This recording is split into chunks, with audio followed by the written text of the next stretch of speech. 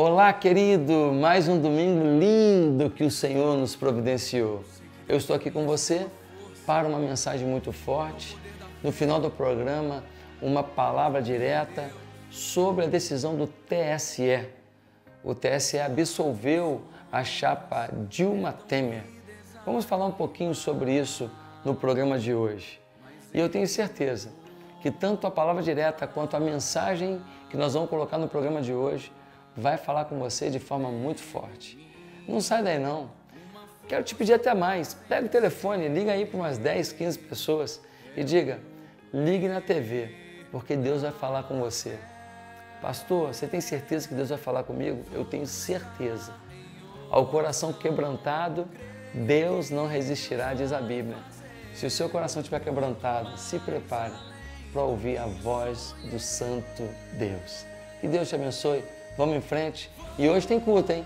Às 11h19. Eu te espero aqui. No final do programa aqui, você corre para cá. E a gente vai estar junto, exaltando Deus. Claro que ao vivo e a cores, juntos, é muito melhor que pela TV, né? Eu te espero, quero te dar um abraço aqui. Fique na paz.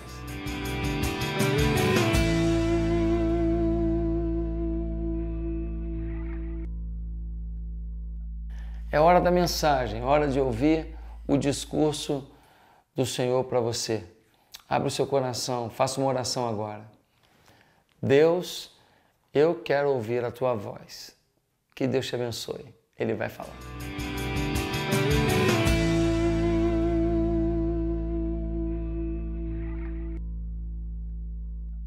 Queridos, temos dois erros aqui muito graves. O primeiro é que o rico orou finalmente, mas no tempo errado. Ele ora para que haja uma salvação para a vida dele depois da morte. E a Bíblia está claramente dizendo que depois da morte há dois caminhos, o do céu e o do inferno. E que quem está aqui não passa para cá, quem está aqui não passa para cá. Ele fez uma oração, só fez no tempo errado. E ainda fez a pessoa errada. Abraão está no céu, sim, mas quem manda no céu é Deus. Jesus ensinou que a gente deve orar a Ele. Quando Jesus estava ensinando a oração, Ele disse assim, orai desse jeito, Pai nosso que estás nos céus, santificado seja o vosso nome. Então, Ele ensinou a orar a quem? A uma pessoa tão boa como Abraão? Não. Abraão é maravilhoso, mas quem manda no pedaço do céu é o Pai, é Deus.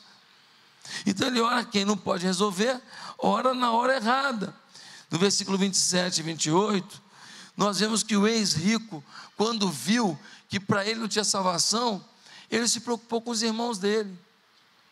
Ele fala, então, pai Abraão, manda Lázaro lá na minha casa falar do amor de Deus para os meus irmãos, porque eles estão lá nas festinhas deles, nas gandaias deles, na vida deles, na religiosidade vazia deles, eles também não conhecem Deus de verdade. Bastou pisar no inferno para virar missionário. Talvez, meu irmão, você precisasse 1 minuto no inferno, para você entender como que as pessoas ao seu redor precisam do amor de Deus, e só você pode levar.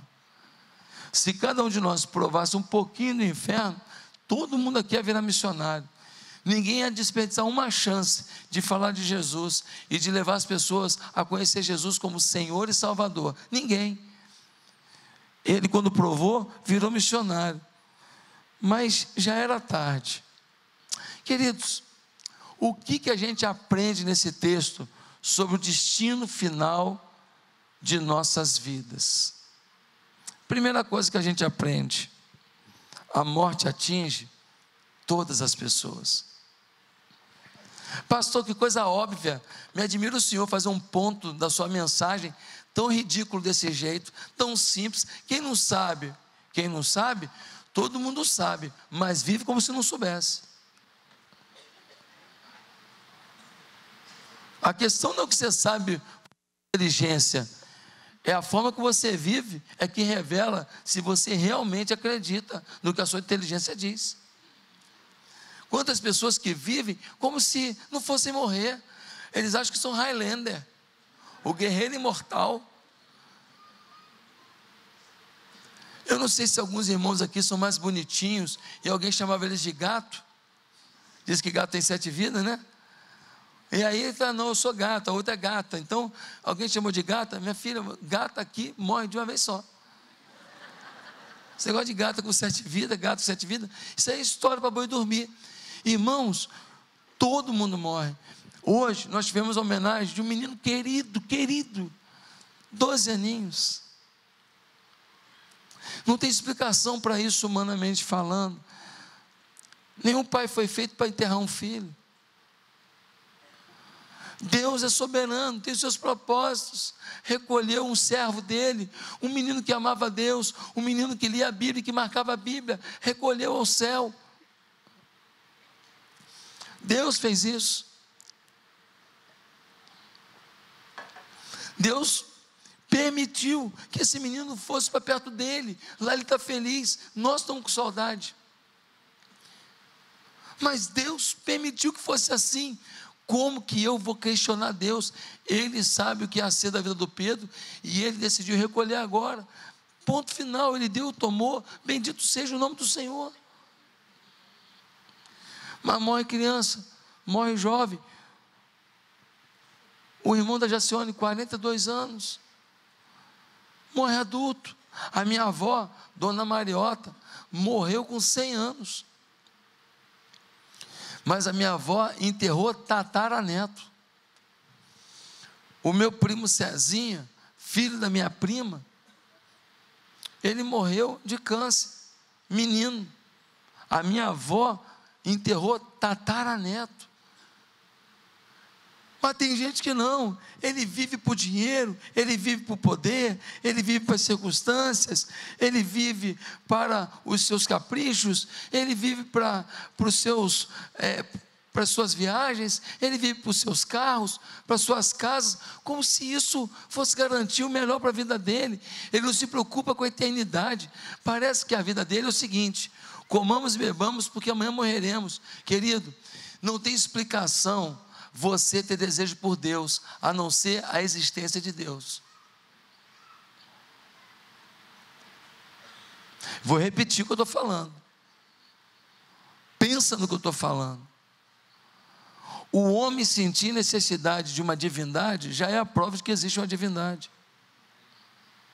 Porque se nós fôssemos um processo natural, biológico, se nós fôssemos uma ameba pré-histórica, que foi evoluindo e virou um ser inteligente, capaz de ir à lua como você, se nós fôssemos o acaso, me explica os sentimentos, amor, ódio, depois me explica a necessidade espiritual, me explica o cara lá no final do mundo, ninguém nunca foi lá, ninguém nunca falou para ele que tem que ter religião. Você chega lá e fala assim: o que você está fazendo diante dessa árvore? Estou adorando meu Deus, o Deus da floresta. Quem falou para ele que existe um Deus? Eu sei quem foi, é meu amigo, foi Deus. Foi Deus. Ninguém precisa, isso é uma coisa que o homem inventou para apaziguar o seu coração. Não, querido, não. Qualquer tribo distante, longínqua, você for lá no meio da Amazônia, tem tribo indígena aqui na Amazônia, que o homem branco nunca chegou lá. Chegue lá e você vai ver ele cultuando espíritos da floresta, você vai ver ele cultuando o sol, ou a lua, ou uma árvore, ou um rio. Quem falou para ele que existe um Deus? Deus se revela. Dizer que Deus não existe é você não entender a sua própria natureza. Você foi feito para Deus, para o louvor de Deus, para a comunhão com Deus. Você foi feito para ser filho de Deus, mas Ele te deu uma coisa que Ele tem, que é o arbítrio. E Ele disse: eu não quero filho por imposição.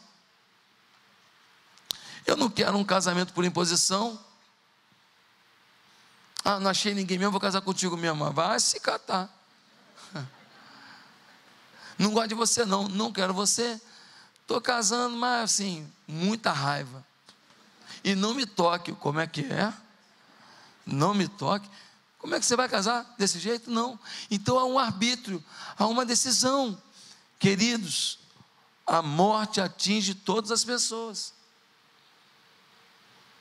Daqui para a Alvorada, nós vamos parar em vários sinais, e se você é uma pessoa que já passou por um assalto, alguma coisa, provavelmente você vai olhar no retrovisor, e se vier 2 caras de moto para parar do seu lado, você treme na base.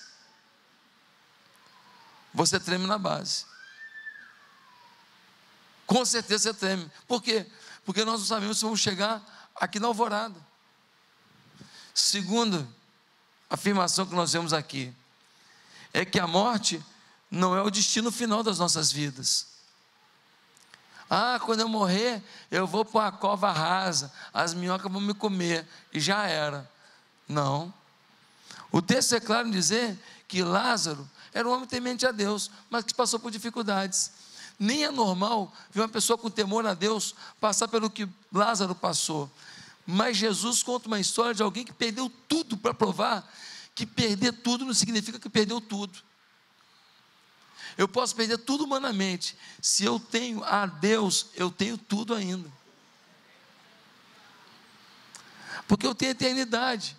Agora, o rico, este rico morreu perdido, perdeu a eternidade.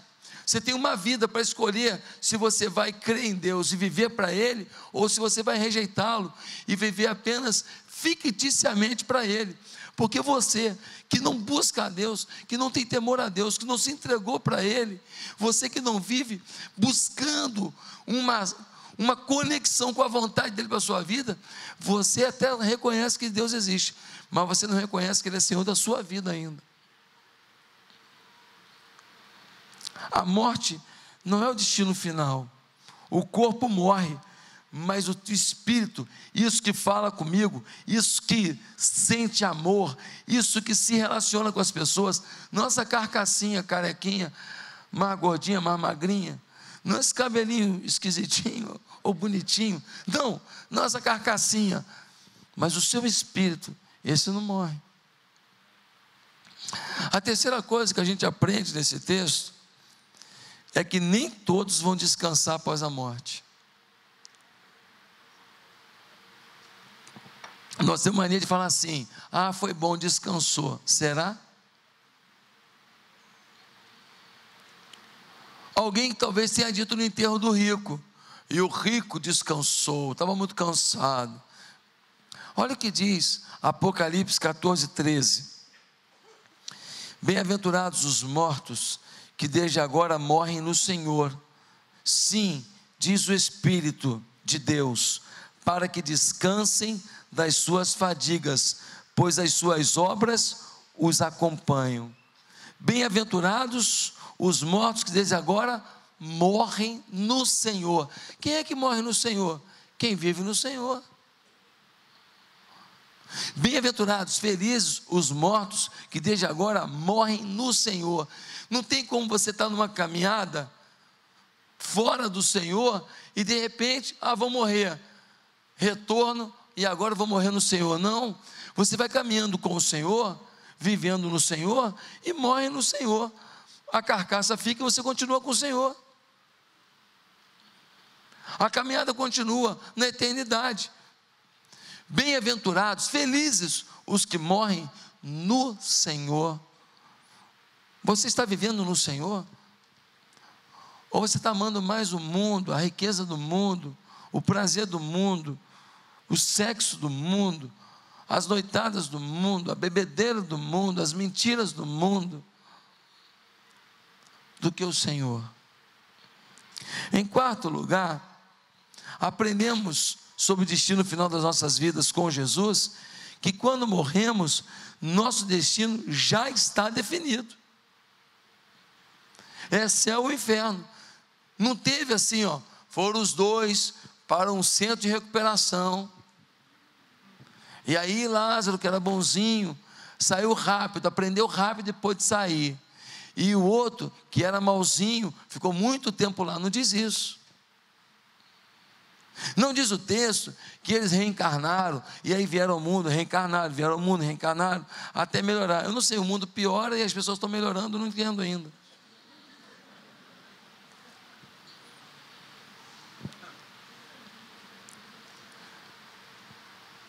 O mundo só piora, os valores só pioram. Um dia desse, você sabe o que o MEC estava distribuindo nas escolas do nosso país? Saiu dessa semana agora no jornal, vocês viram. Ele estava distribuindo uma revistinha em que um rei, ele queria casar com a filha. O MEC, o Ministério da Educação e Cultura do seu país, ele comprou milhares e milhares e milhares de cópias de um livro em que o rei, ele se apaixona pela própria filha. E porque a filha não quer casar com ele, ele castiga a filha. E tem lá o final da história. Foi isso que foi colocado na mão de um monte de criança no país afora. E agora foi recolhido. Ah, foi sem querer. Sem querer? Pô, meu irmão. Sem querer. Morde aqui para ver se sai Coca-Cola.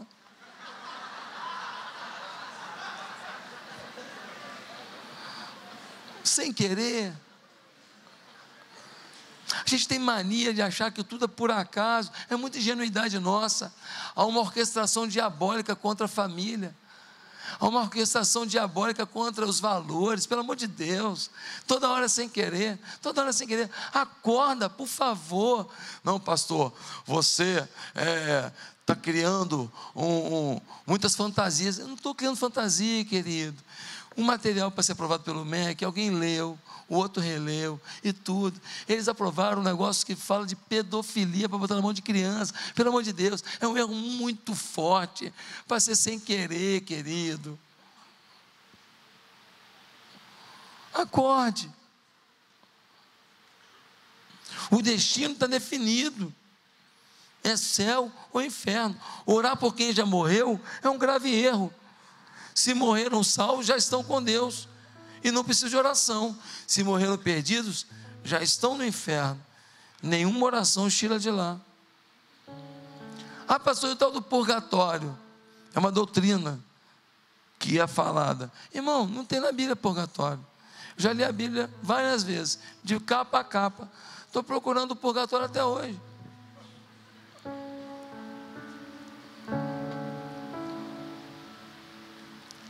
Acho que o purgatório é torcer para o Vasco, ou para o Botafogo, ou para o Fluminense, ou para o Flamengo também, né? É o purgatório, você paga os pecados todos. Gente, não tem na Bíblia. Você tem que decidir sua vida. Você vai andar com Jesus como Jesus quer ou não? Esse é o meu problema com a religiosidade no Brasil. É um bando de gente que fala que é cristão, mas ele não sabe nem o que é Cristo. Ele não sabe nem o que é salvação. Então nós temos um país cristão que está indo para o inferno. Nós somos um país cristão recordista de corrupção. Nós somos um país cristão recordista de pedofilia. Nós somos um país cristão recordista em prostituição. Nós somos um país cristão que tem o maior consumo de pornografia do mundo. Nós somos um país cristão que as nossas instituições não têm credibilidade. Quem acredita no Supremo Tribunal Federal? Ninguém. Nem a mulher dos caras que estão lá.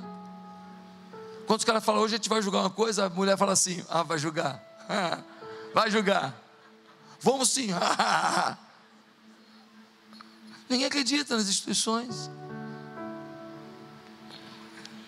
Em quinto lugar, a gente aprende que no inferno os perdidos lembram das oportunidades perdidas. Abraão fala para o rico: lembra que você viveu do jeito que você quis, usufruiu do bem bom, ignorou Deus? O Lázaro, na dificuldade de vida dele, buscou a Deus. Você viveu como você quis. O outro, mesmo com dificuldade, reconheceu que existia um Deus. Você tinha tudo para reconhecer Deus, porque Deus te deu tudo. O outro não tinha nada e mesmo assim reconheceu que existia um Deus. Então, querido, quem reconhece não tendo, fez muito mais do que aquele que tem e não reconhece.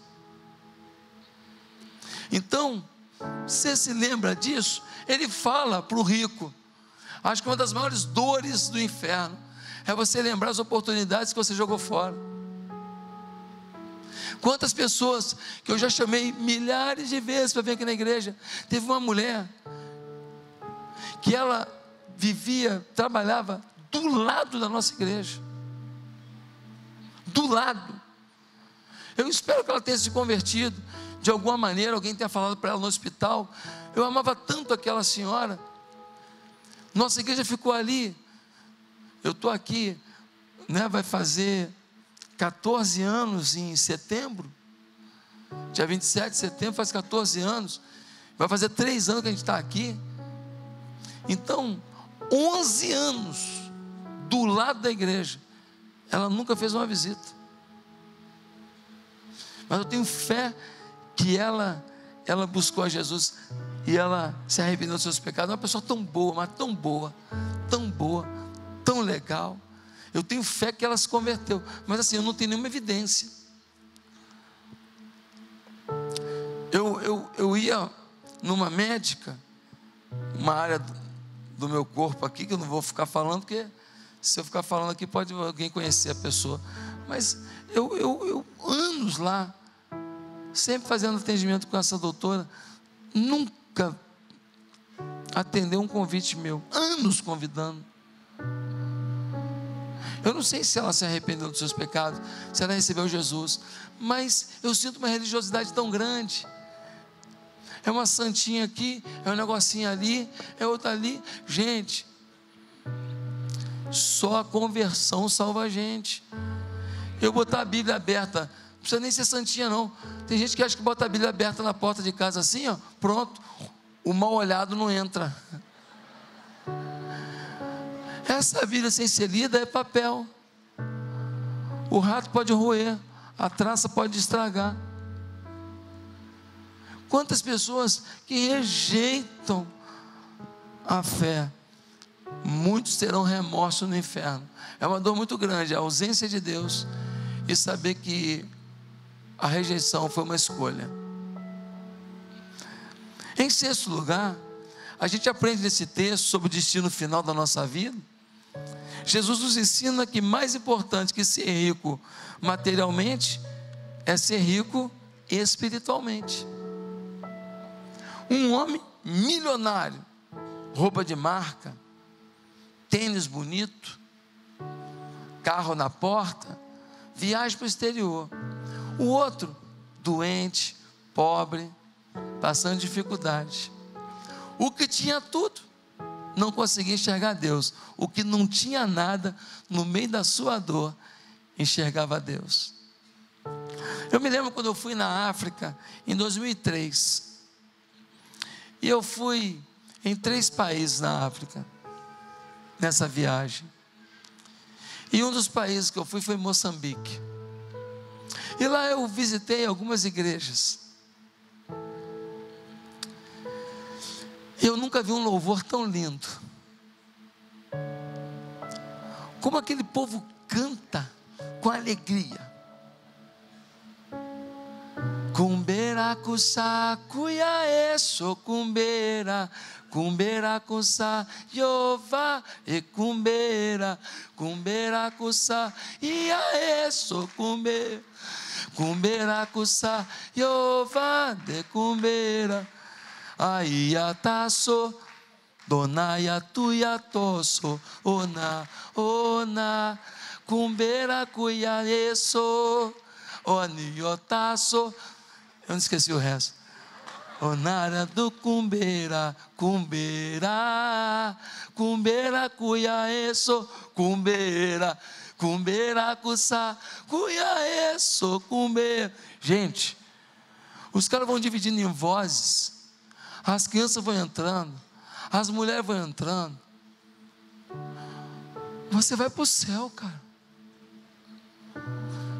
Meu Deus do céu. Quando nós abrimos a atitude da África, você vai lá para prestigiar. Você vai ver o louvor do africano. Irmãos, Aquelas mulheres pobres, elas usam uma saia, que não é saia, é tudo, chama capulana. É uma roupa assim, um pano colorido, enrola, vira saia, enrola aqui, carrega as coisas do armazém, amarra aqui, carrega neném amarrado em você. É tudo. Todo lugar que vai é a capulana. Eu trouxe para a Bianca, ela não usou, não entendi por quê.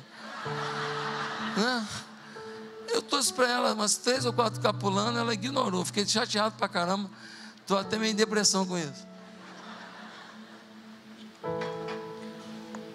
Aquelas mulheres só tem a capulana.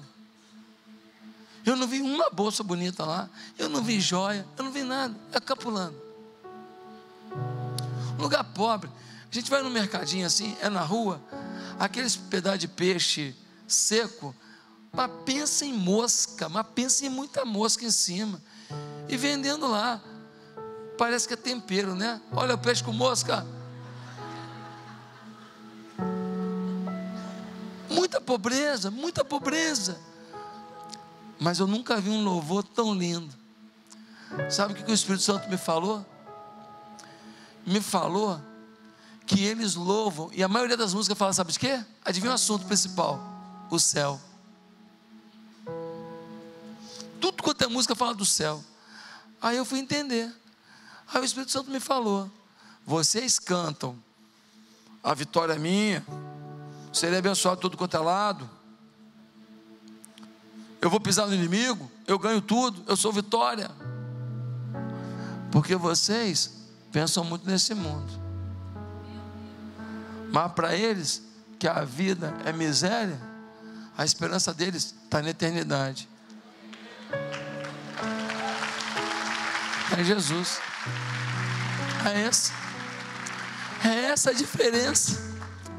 A diferença é com a expectativa. Aí quando a gente olha para o rico e para Lázaro, a gente fala, epa, a gente está mais para rico que para Lázaro. A gente está mais para rico que para Lázaro. A dificuldade às vezes é a chance de encontrar o Salvador.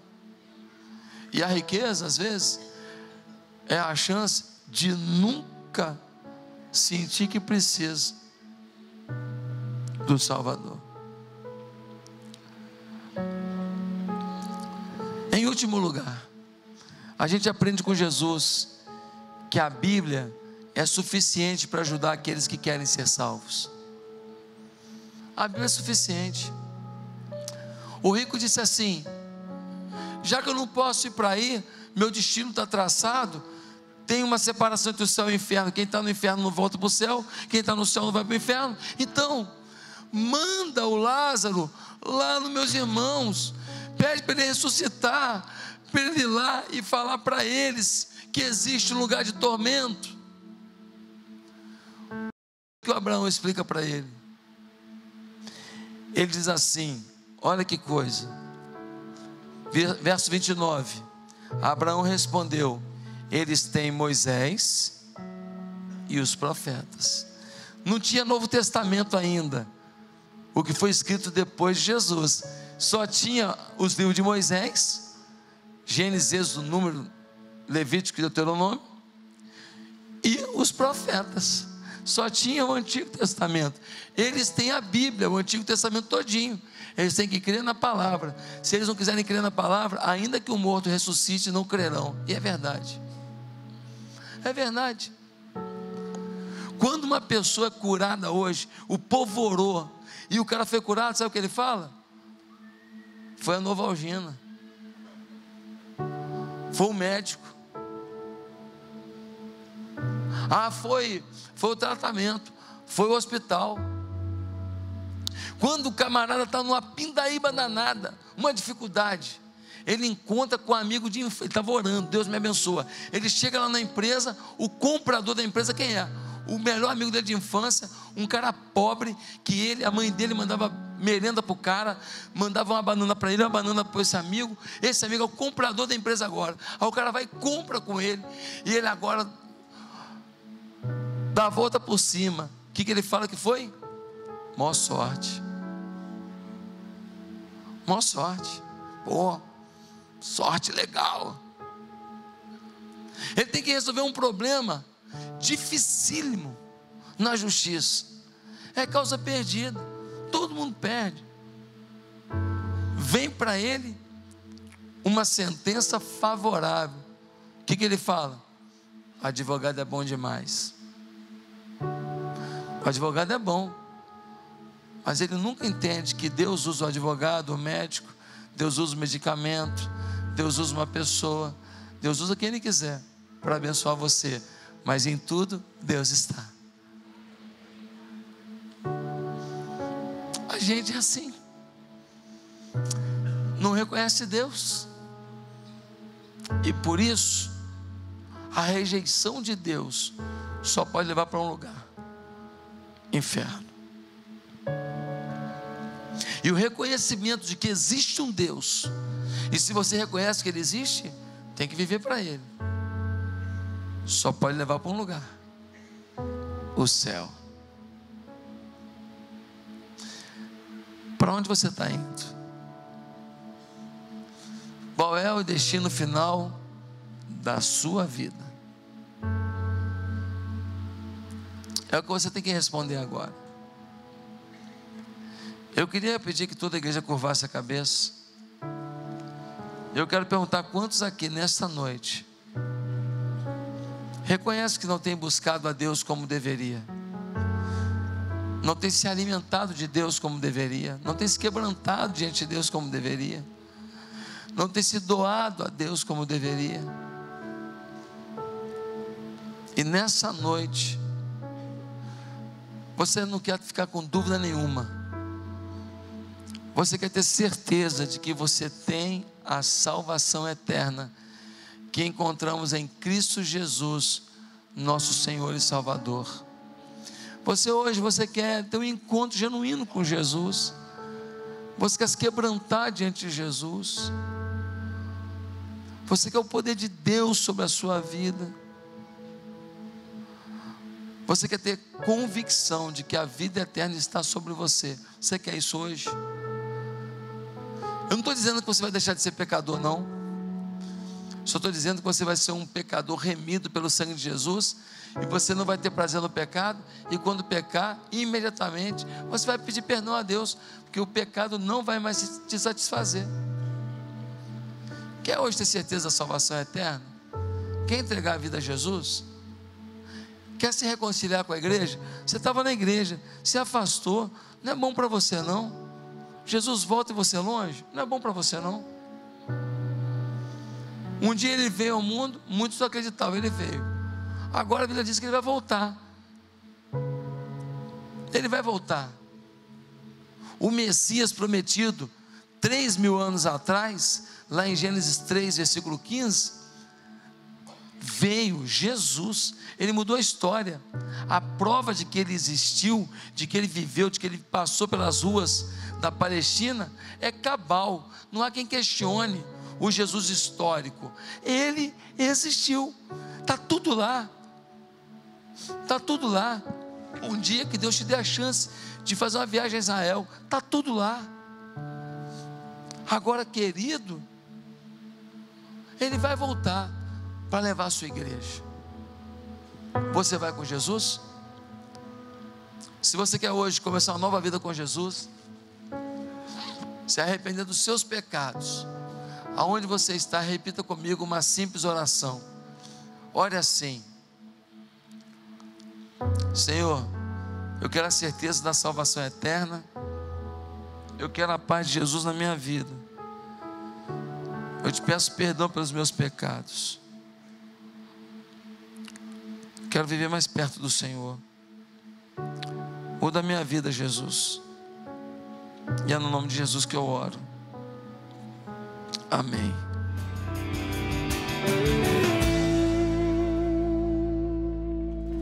Querido, e aí? Para onde você vai? Qual é o destino final da sua vida?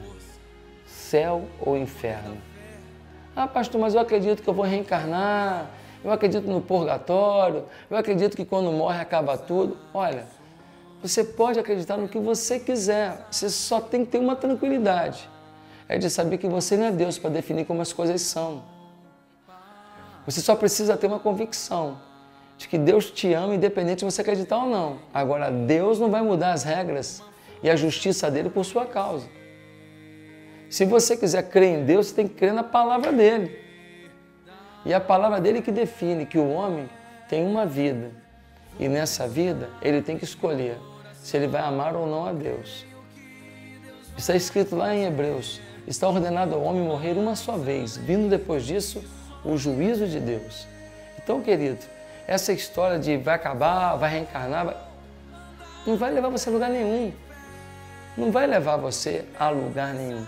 Você precisa crer que Jesus Cristo é o Senhor, é o Salvador, que Ele pode aproximar você do Pai.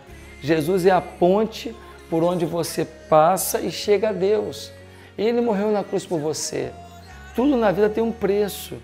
Se eu grito com você, você pode me bater, me xingar, parar de falar comigo. Tudo tem um preço. E a Bíblia diz que o preço do pecado, o salário do pecado é a morte. Está escrito lá em Romanos. E ele vai dizer que todos pecaram. Se você ler Romanos 3:23, Romanos 6:23, você vai ver isso. Todos pecaram, destituídos estão de Deus. O salário do pecado é a morte. Mas o dom gratuito de Deus é a vida eterna para aqueles que creem no seu nome. Só em Jesus você tem o sentido da vida, a razão para viver, a paz e a segurança que só Ele pode dar. Então, faça uma coisa agora, faça uma oração comigo, se arrependendo dos seus pecados e recebendo o Jesus que Lázaro recebeu no seu coração. Vamos orar? Senhor, que cada pessoa que me assiste agora possa sinceramente orar e pedir ao Deus Todo-Poderoso misericórdia, perdão. Deus, santifica essa vida, transforma essa vida, opera milagres nessa vida. Senhor, escreve o nome dessa pessoa no livro da salvação, no livro do céu. Deus, que ele não vive mais nesse mundo achando que tudo vai acabar daqui a pouco. Não, não vai acabar, porque para quem está em Cristo, a vida é eterna, é abundante, é maravilhosa, é eternamente. Mas para quem morre sem Jesus, a vida é de tristeza, de angústia e eternamente, porque a alma não morre. Deus, toca em cada telespectador agora. Não deixa ninguém ir para o inferno não, Senhor. Que todos possam ir para o céu, pelo nome de Jesus. Amém. Querido, temos culto hoje às 11 às 19 horas aqui na sede, nas nossas outras unidades, na Zona Sul, Guaratiba, Vargem Grande, Duque de Caxias. Temos o Point lá em Nova Iguaçu, toda sexta-feira, 8 da noite, lá no Hotel Mercury. Quer dizer, tudo isso está acontecendo. Cordeiro, temos uma igreja em Cordeiro, perto lá de Friburgo. Você é nosso convidado. Nos procure, queremos orar por você. Queremos ver o agir de Deus na sua vida. Bem, encerro aqui o programa. Peço a sua contribuição financeira para nos ajudar. Precisamos, é muito importante isso. E agora eu quero ter com você uma prosa sobre o Supremo Tribunal Eleitoral. Será que decidiu certo em não caçar Dilma e Temer? Vamos bater um papo. Palavra direta.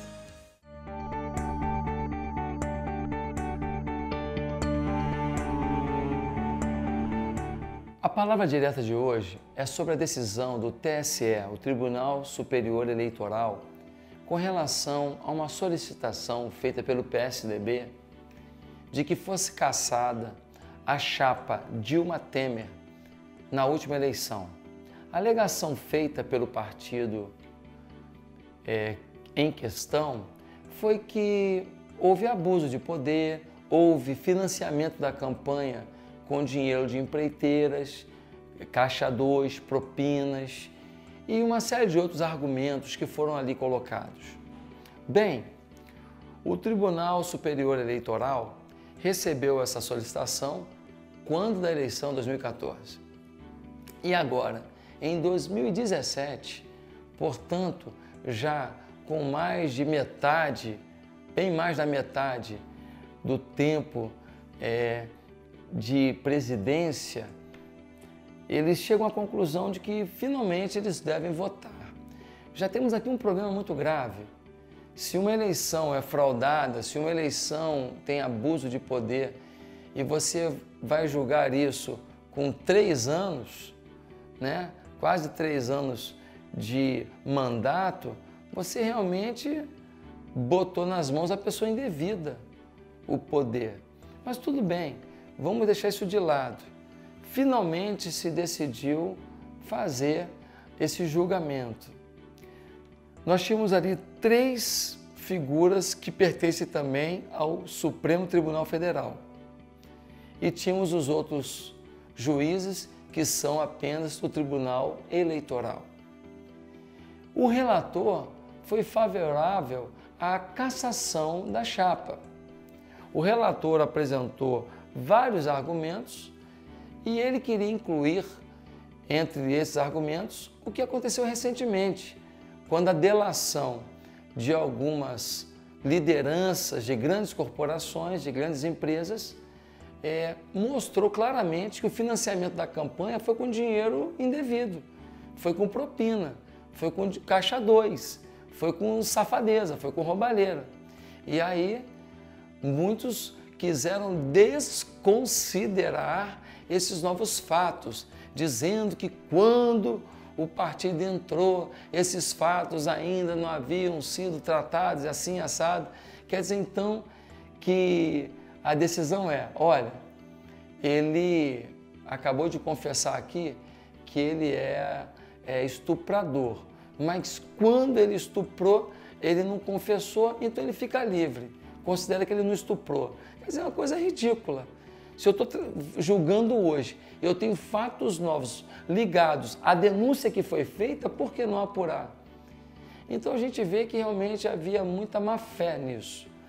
No final, por 4-3, nós tivemos a votação a favor da chapa Dilma Temer. Sendo assim, Dilma, que já tinha sido retirada do posto, essa não contava, mas Temer continuou na sua função.